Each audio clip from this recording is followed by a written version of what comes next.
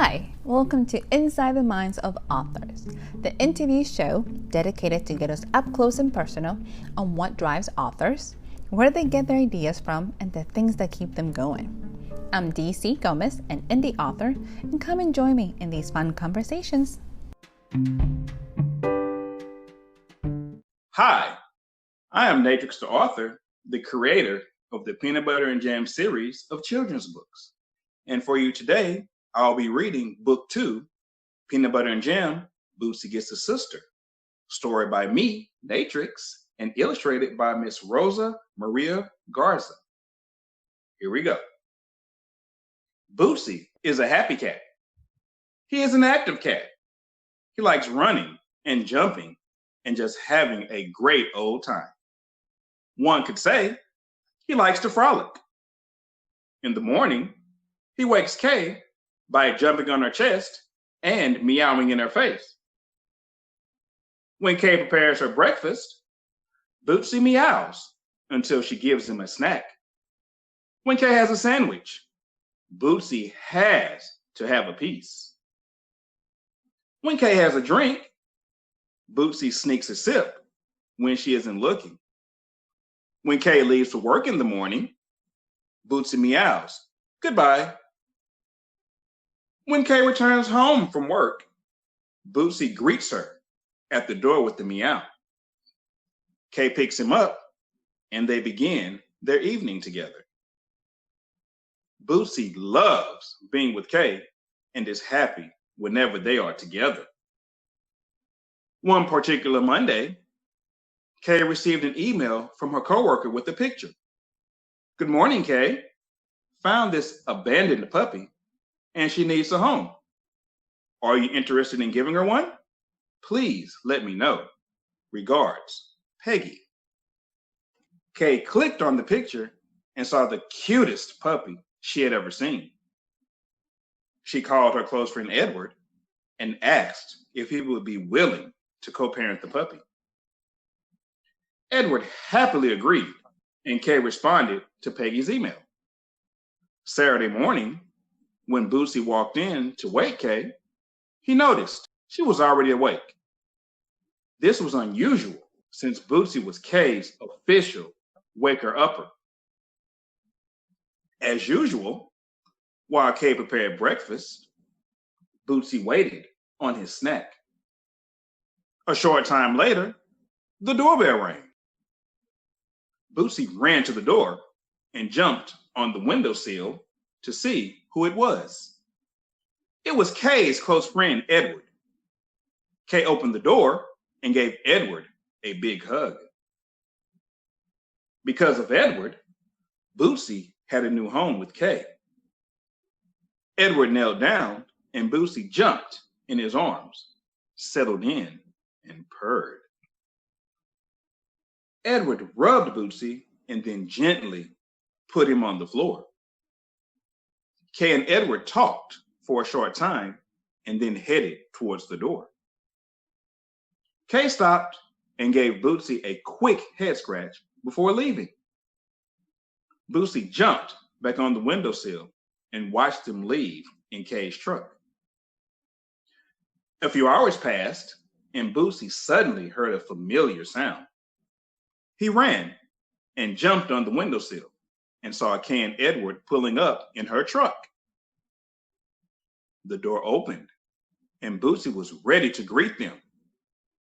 Just then, Bootsy noticed something strange in Edward's arms.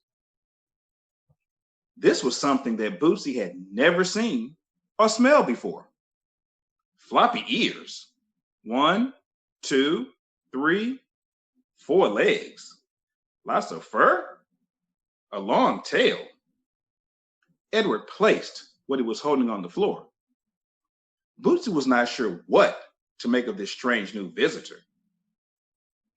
It slowly took a step towards Bootsy. Bootsy slowly took a step back.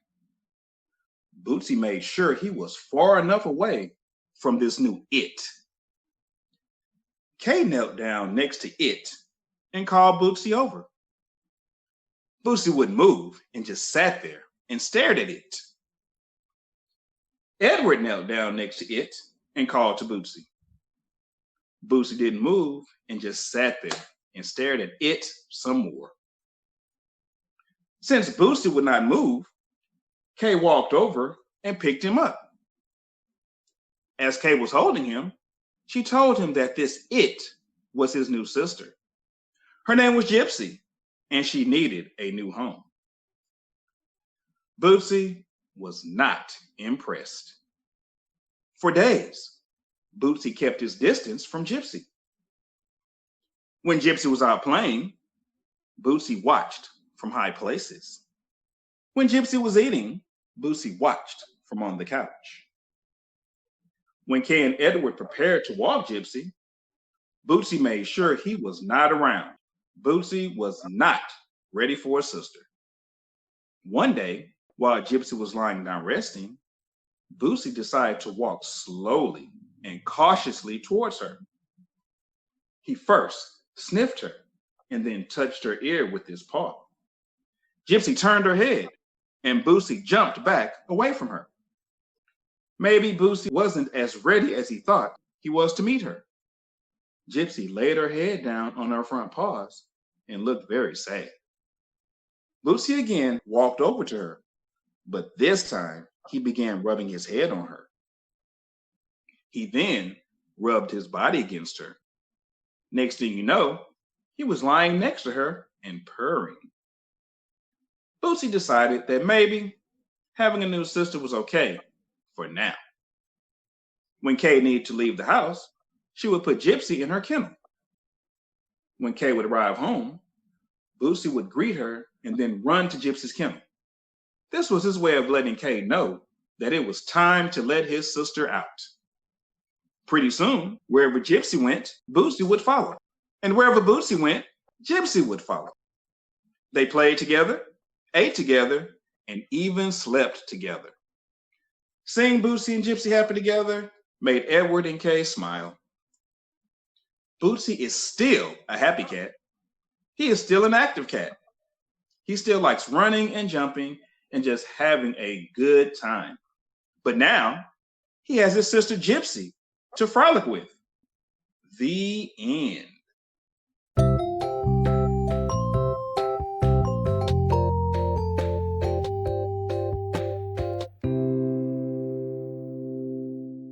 Hi, everyone. Welcome to another episode of Inside the Minds of Authors. Today, we have a very special guest. We have children's author and an illustrator both on this show, so I'm so thrilled. So you're going to get a little bit from both. So how about we get started? Peanut Butter and Jam. This is such an awesome title, such a segue. So tell me, Natrix, a little bit about the book. Where did this story come from? Okay, so Peanut Butter and Jam actually is the name of the series. It's a series of 4 children's books for ages 5 to 8. The first book was Peanut Butter and Jam, A Story of Friendship. And it introduces Bootsy, which is in book 2, which is Peanut Butter and Jam, Bootsy Gets a Sister. So it's a story, again, there's a book series about friendship, different types of friendship, different situations. And the beauty of it is that the books are loosely based on my wife's and me, or I guess our lives. Okay, I like it. Yes, thank you. You have such a beautiful voice for storytelling. First of all, that was very fascinating. You had me captivated all at once. I still felt like a little kid. I was like, I really want to see the pictures. So you had me all captivated. Where did the name Peanut Butter and Jam come from? So think of it this way. Think of relationships, peanut butter and jam. You can have a peanut butter sandwich. It's okay. But what happens when you add jam to it? It makes it even better. It's the same thing with the relationship. 1 + 1, 2 makes things better. Sometimes it can be 3. That is very profound and such an easy way of looking at things. I'm loving it. Thank you. So you talked a little bit about this series is based on your life. So you're pulling a lot of real life promises into this. Yes. I like the theme, friendship, and specifically touching children's. How do you decided to focus on that? So I realized that, again, I have just a little background, former educator. And so I've always worked with young children. And I realized that, hey, when you're introducing children to reading, it's good to start early.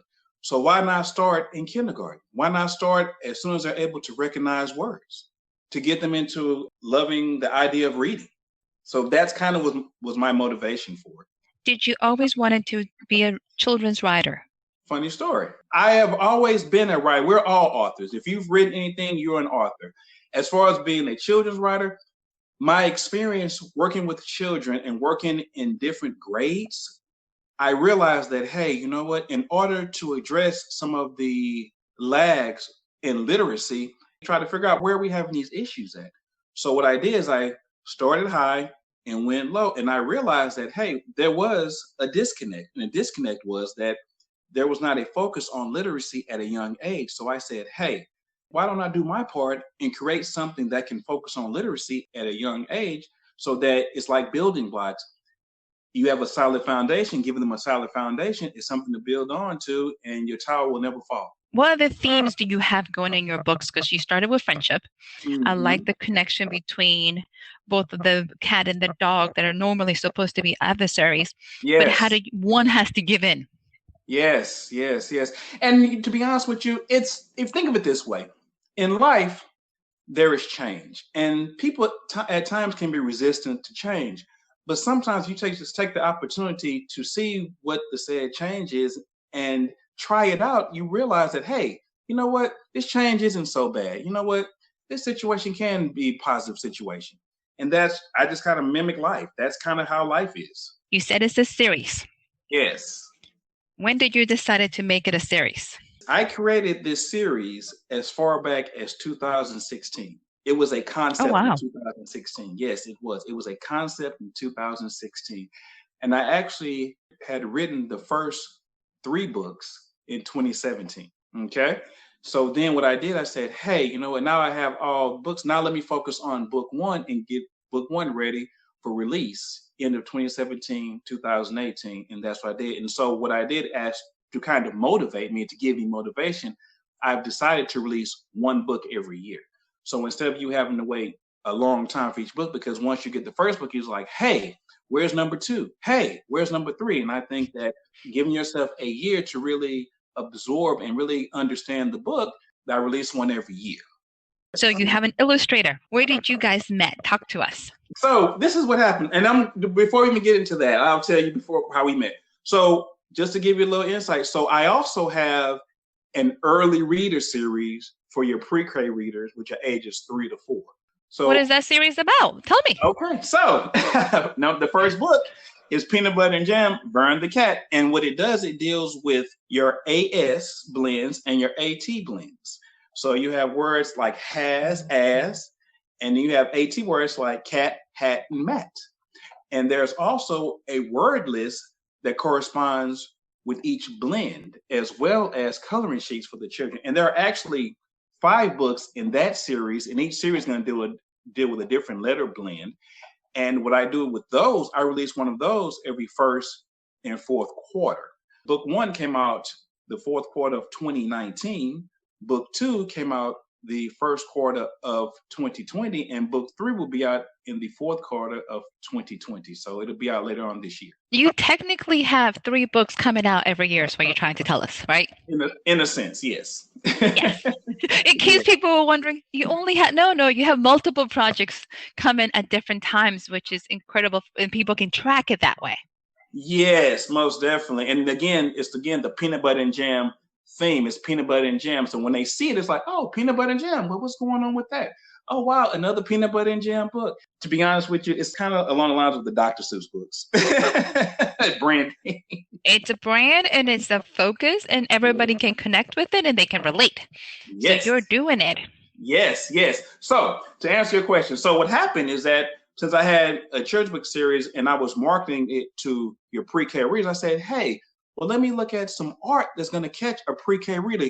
Again, when you're looking at younger children, bright colors, very bold lettering, things of that nature. And so what it was is that I was looking for an illustrator to do this. I'm a very big comic fan, so I go to Comic Palooza. Well, what happened is that one of my conventions, I was doing some work with another author / publisher, and they asked if I wanted to join them at a table. So I did. Well, as I was sitting there, I noticed this artist and I was like, wow, this art is amazing. I think, and wow, this art would be perfect for my early readers. And of course, it was Miss Rosa Maria Garza, whose art I was so enamored with. And so I talked to her, we had a conversation, and I was like, hey, would you be interested in doing the art for my early readers? And she was like, cool, great. So we met at Compalooza last year in 2019, and she's been the primary artist on the project since. It is meant to be. When the connections are made, there is a purpose and the universe comes together. Yes, most definitely. I truly believe that. And we have a great working relationship. I actually am excited every time I'm able to finish something and I can get the art to her. I love it. Where do your ideas come from? You got early readers, you got young ones, you have a combination of all this. How do you decide, I want to focus on this project for this age and put it together? Right now, I'm focusing on the youth because it's important to get to youth first. It's one of those things where, hey, there are stories out there that I want to tell and I feel that they're interesting. And so what I do is I just put them in a format that I can share with the kids because, again, I'm focusing on the kids right now because you have to get that. It's about that solid foundation. It's about building that foundation. Are you going into schools? Yes, as a matter of fact, I try to visit many schools and I've been invited to numerous schools as well. And the beauty of it is that I'm not restricted to teaching a certain type of curriculum like the teachers are. I'm able to come in from a different angle and to address it in a different manner. So me being able to come in and not only bring my books, but I'm able to take information and not be restricted to a script. So that's why I like doing it. It is an amazing way of making these books and the lessons come alive for the children and getting them excited and engaged. Yes, and that is the most important part, getting the children engaged. And I was explaining to some parents who was like, these books can also empower parents as well, because a lot of times the school is focusing on just the children, but it's also important to focus on the parents as well and give the parents tools that they too can use kind of support what the children are learning in school. And just to give you a little insight, a little more detail about the books, each one of my books for ages 5 to 8 in the main series, they have a glossary for new words and definitions. Okay, that is incredible because not only are you practicing them, you're helping them, they also can go back and have a resource guide in the book itself. Yes, that came from with me being a reader growing up. I would always ask my parents, I'm like, hey, if I'm reading something and I didn't understand it and I didn't get the definition from the context clues, I was like, hey, mom, dad, what does this word mean? And so what they would do, they'd tell me, hey, why don't you go look it up? So I was like, you know what? Okay, then, well, I'm going to take that and implement that and put it in my books and give the children something to look up inside the book, a glossary. I like that it's inside the book because I always hate it when they tell me go look it up. It's like, but it's not nearby. Like I have to stop what I'm doing to go find another book to go look it up. The fact that it's all in one package, brilliant. And then what I try to do is try to define the words like they are used in the actual text of the book. Because again, it's about context. And words have multiple definitions. And it can be a verb, it can be an adjective, it can be an adjective. You just never know. You are definitely an educator and thinking from so many different perspectives and covering all these different bases that sometimes we take for granted because we are looking at a much older audience. You know what I mean? So when you're looking at it, you're putting yourself in the shoes of a young one and saying, what can I give you to prepare you in everything possible? Yes, most definitely. That's what I'm trying to do. It's a solid foundation. Absolutely. It is one book that has everything you can possibly imagine and still get them excited and to get their imaginations going, which is such a hard thing to do nowadays. Oh, yes, most definitely. So you have so many distractions. I can say this. I am observing that people seem to be trying to trend back to going back to actual print books in a sense, and imagination, using your imagination. There is a beauty and an art to it that I hope we don't lose because we definitely need it. Yes, most definitely. So let's get a little personal. Let's ask you some stuff, not just about your writing, but what inspired you? I saw books, and as I was writing, and I was looking at some of the books that were out there, I was noticing that there was not a lot of diversity in the books. I don't know if that makes any sense to you. When I say diversity, in the sense of seeing that there were characters out there that when they would show certain characters, be it, Black, Hispanic, or someone else, it would always be either sports or something, or, the traditional moms in the kitchen cooking and so on and so forth. And I was like, hey, there are more stories out there, or there are more people out there that are like that. So for example, if you're looking at the pictures in the book, well, Kay is actually an engineer. So she's an engineer? She's an engineer, yeah. So in some of the pictures, she'll come in and she'll have like plans or blueprints in her arm, like under her arm, and she's walking in. You know, those visuals are the things that motivate our children to dream bigger. Those Yeah. are the things that get under their skin, whether they think about it or not, and say, I can do that. Yes. And then also with Edward, now Edward is a black male, but he has locks and, a beard here, beard there. So again, we're very diverse. And so now it's like, oh, wow. So if there's a kid sitting there and they're in the room, they're like, hey, there's a character that looks like me, or a young girl. Hey, there's a character that looks like me. Hey, there's a character that's not just in the kitchen in a skirt, a dress. It's okay to wear jeans. It's okay to wear a pantsuit. That's fine. You have touched on something that is very dear to me. I talked to a couple of the people that work at the Shriners Hospital, and they're the ones in Shreveport that do amputations. And they said the same thing. They said anytime they see a children in a book that has a disability, they're always sitting in the corner. They're not participating. They're not doing everything everybody else is. And they're like, it is not an accurate reflection of who they are.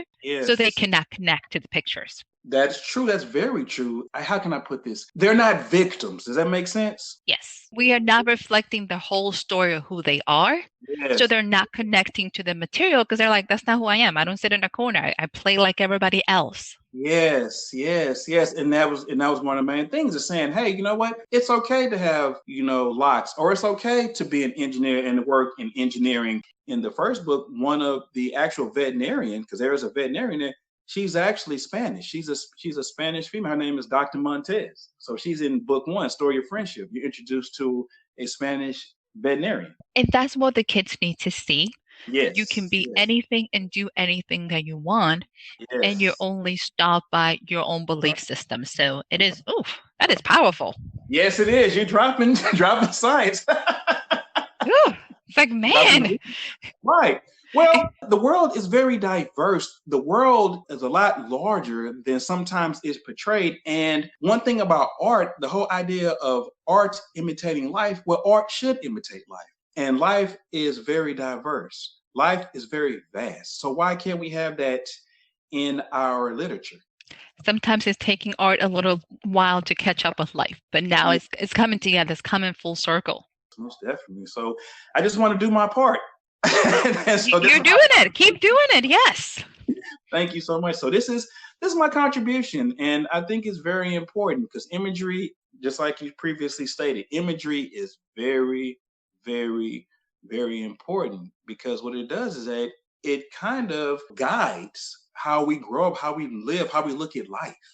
And it's important. You are definitely touching on some huge topics, but you're doing it in a way that doesn't separate. It actually unites people, and everybody can find a piece in your story that sometimes they might feel neglected. The beauty of it is that, you know what? There are a lot of kids out there who have pets, so why not? Hey, we have pets. I have animals. And that's some of the things that when I am reading to some of the children in the schools, as I'm reading to them, they're like, oh, I have a dog. They love, especially young. They love, oh, I have a dog. I have a cat. And we share our stories. Again, there's that connection right there. We're making these connections.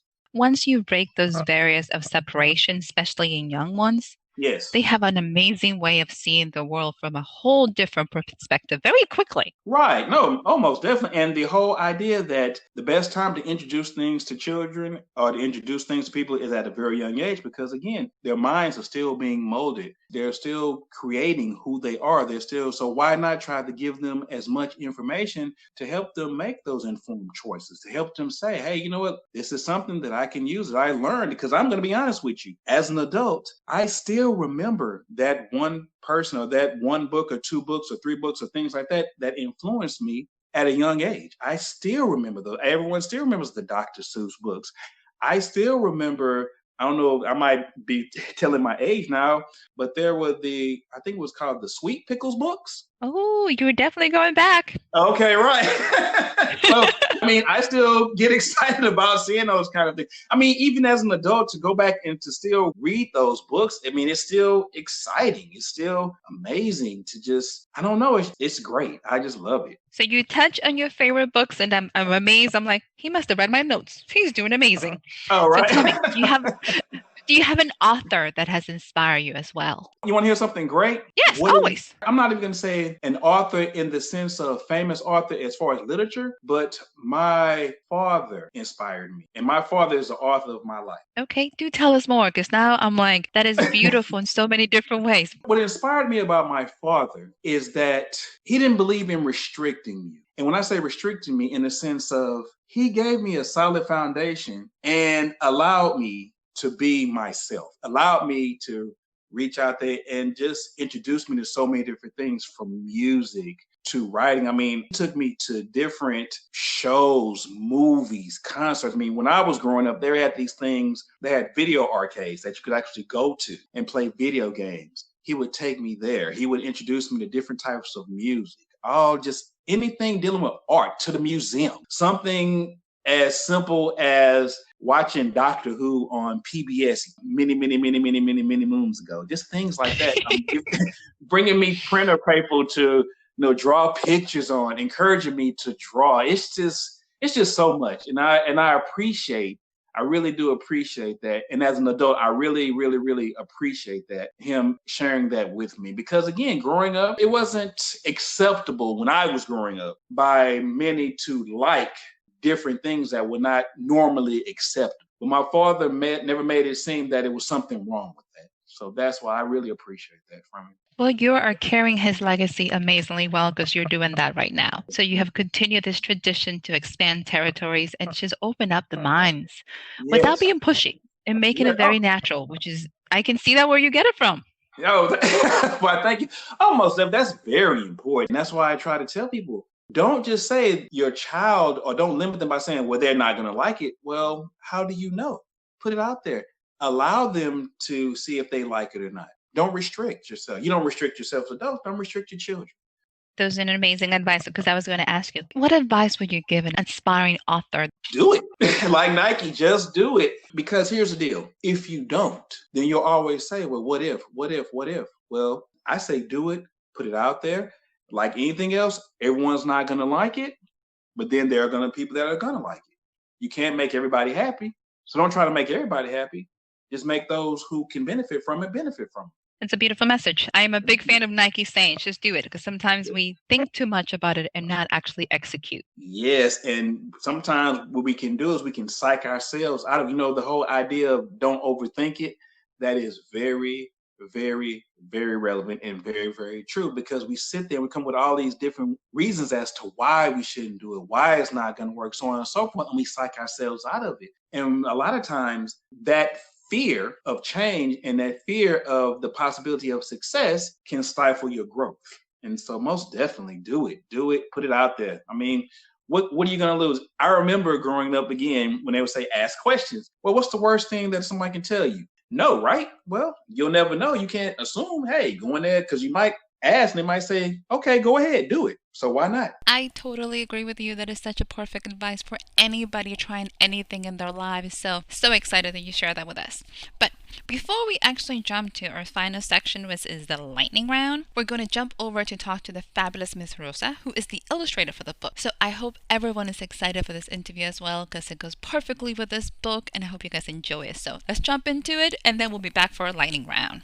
Hi, madam. Hello. I have a couple of questions. Are you ready? Mm-hmm. Tell me, how long have you been illustrating for? Officially, I think it's only been for about 4 years. Okay. What got you started into the field of children's book? So actually, I hadn't considered children's books until I met Natrix last year at Comicpalooza. Before that, I was trying to do a comic for Inklings. The first comic fell through, but then she let me go ahead and pitch her my idea for my own personal comic. And I've been working on that, and then I met Natrix at Comicpalooza last year, and we just kind of hit it off working together, so that's been really fun. So tell me a little bit about your comic. What is it about? So my personal comic is called Aztec Rising. It takes place in the 1930s in Mexico. Basically, these three brothers and a film crew awaken some Aztec gods, cause a little bit of chaos. Ooh, I love it. That is an awesome premise. Thank you.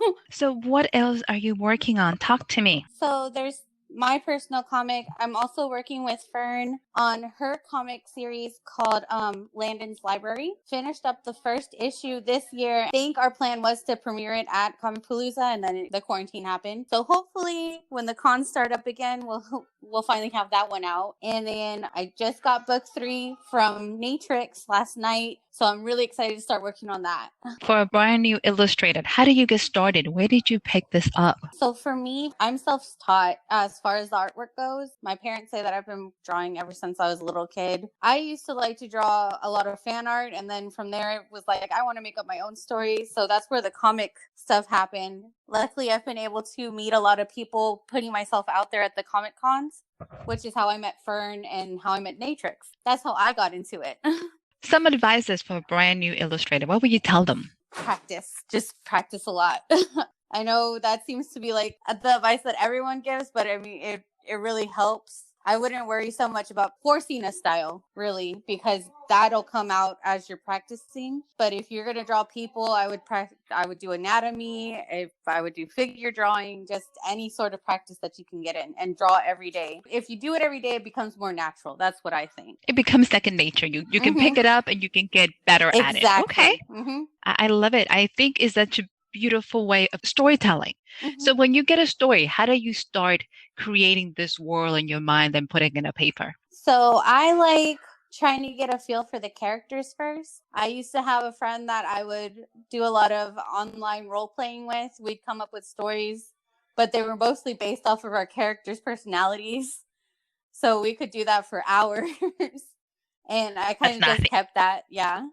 Oh, that is actually a really good way to get your juices going and create this world. Yeah. What is the hardest thing you have found in your field? In my field, not getting discouraged for me, because I was so I still am pretty introverted. It was kind of hard to put myself out there. I'm not sure if a lot of artists would have the same problem, but you know, if you're that kind of person that likes to keep that to yourself, but you really want to put your stuff out there, you're going to have to put yourself out there. Even if it's just showing off your artwork and stuff online, that has helped me grow an audience. That is an awesome advice. And many writers, just like illustrators, are definitely introverts. We enjoy being by ourselves in little bubbles. That's okay. Yeah. Oh no, I enjoy my bubble.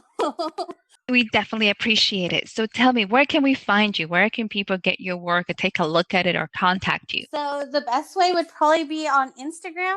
I'm under artist RM Garza. I'm also on Facebook under the same name, and you can message me through either Instagram or Facebook. I'm usually available. Great. Awesome.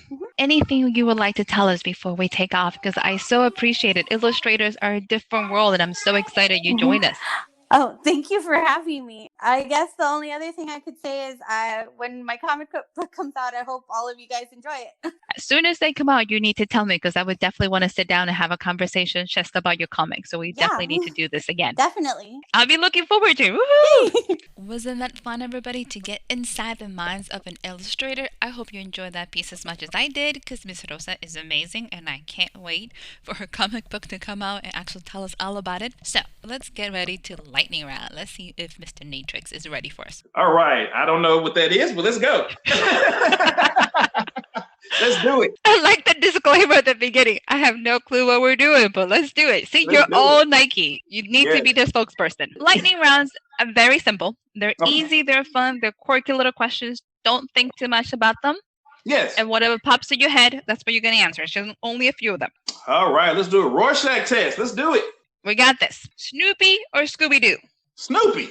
Okay. Sweet or sour? Sweet. So let's see this one. If you could pick any animal, fiction or real, that would describe your personality, what would it be? A panther. Why? Because a panther lays in a tree and looks about what's going on outside and dictates on what it's going to do. Is it going to make this move or is it going to make that move? But it's always above it to see what's going on. So it's always assessing what's going on around it. Very, very clever. Okay. So, if you had a warning label, what would it be? I think what it would say is, hey, don't be afraid to open me up. Oh, that is amazing. Nice. So here's your last one. Are you ready? Yes. If they made your life story into a movie, who will play you? That's a great one. Why I love it. Chadwick Boseman. That's a really good choice. Why? Chadwick Boseman, because he is such a diverse actor. He has played so many different roles. From Thurgood Marshall to the leader of a fictional country to a baseball player, Jackie Robinson. Where can we find you? Where can our listeners get a hold of you? Where can we find your books? Where can they talk to you? Give us something. Okay, well, so of course I'm on social media. So all you have to do is look up on Facebook, Peanut Butter, one word, and Jam, second word. You can also find me on Instagram at Peanut Butter and Jam 2017, on Twitter at PB and J 2017, and I'm even on TikTok at PB Jam Tales. And my books can be found on Amazon. Just type in Peanut Butter and Jam Books, Lulu.com, Barnes and Noble, as well as Books A Million. And if by chance you see me out in public, you can also get one from me because I always keep copies on me, as well as our conventions that I usually attend, which I do post whenever I attend.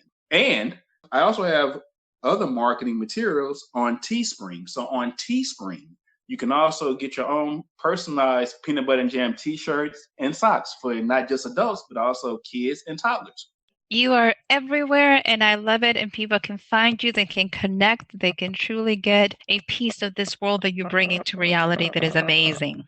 No, I appreciate it. Thank you so much. And I am only as good as those who like what I'm doing. I'm just glad that I'm able to share a little bit of myself and my story with the masses. I am so grateful that you came to this show and so happy to have you with us today. Thank you for the invite. I appreciate it. Thank you so much. It has been a pleasure. And to all of our listeners, thank you so much for being with us in another episode of Inside the Minds of Authors. Stay tuned for more to come. Thank you, everyone. Thank you. Have a good one, people.